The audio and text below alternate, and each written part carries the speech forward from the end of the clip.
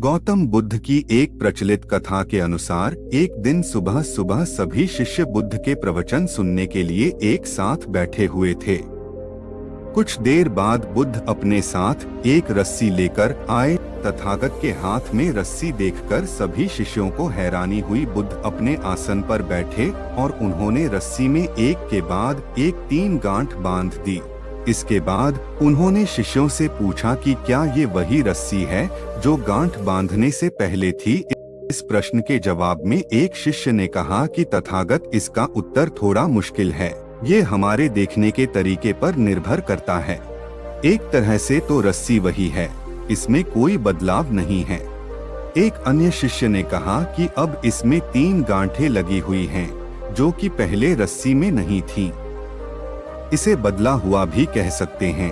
कुछ शिष्यों ने कहा कि वास्तव में मूल रूप से रस्सी वही है, लेकिन बदली हुई दिख है, लेकिन इसका मूल स्वरूप बदला नहीं है। शिष्यों की बात सुनकर बुद्ध ने कहा कि आप सभी सही बोल रहे हैं, मैं इन गांठों को खोल देता हूँ। ये बोलकर बुद्ध रस्सी के दोनों सिरों को खींचने लगे। बुद्ध ने पूछा कि क्या इस प्रकार रस्सी की गांठें खुल जाएंगी?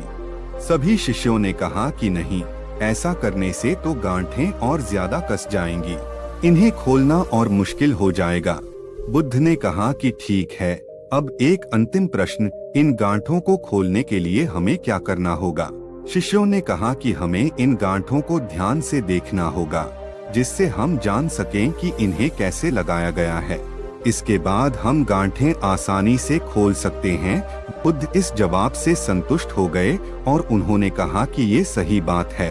हम परेशानियों में फंसे रहते हैं और बिना कारण जाने ही उनका हल खोजने लगते हैं, जबकि हमें पहले समस्याओं के मूल को समझना चाहिए। जब समस्याओं की वजह समझ आ जाएगी तो उन्हें सुलझाना बहुत ही आसान हो सकता है।